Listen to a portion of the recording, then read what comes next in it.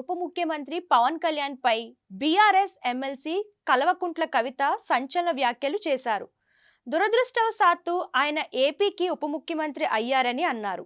ఏపీలో వైసీపీతో మినహా అన్ని పార్టీలతో పొత్తు పెట్టుకున్నారని విమర్శించారు. పవన్ నిజానికి సీరియస్ పొలిటీషియన్ కాదని, ఆయన వ్యాఖ్యలను అంతగా పట్టించుకోవాల్సిన అవసరం లేదని అన్నారు. ఈ మేరకు ఓ మీడియా సంస్థకు ఇచ్చిన ఇంటర్వ్యూలో కవిత ఈ వ్యాఖ్యలు చేశారు. దీనికి సంబంధించిన వీడియో ప్రస్తుతం సోషల్ మీడియాలో వైరల్గా మారింది.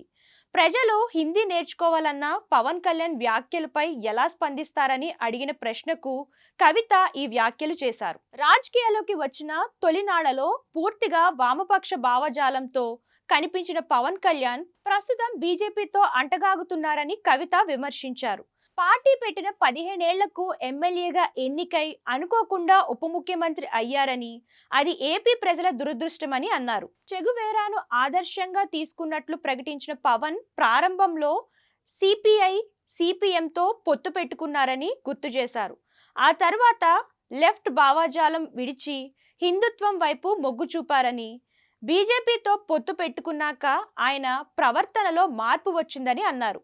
హిందుత్వం మీద ఆయనకు ఇప్పుడు అతిభక్తి పెరిగిపోయిందని పేర్కొన్నారు. ఆయన చేసే ప్రకటనలలో ఒకదానికొకటి పొంతన ఉండదని ఎద్దేవా చేశారు. రేపు తమిళనాడుకు వెళ్లి హిందీ ఇంపోజ్ చేయబోమని చెప్పినా ఆశ్చర్యపోవాల్సిన పని లేదని ఎమ్మెల్సీ కవిత చెప్పారు.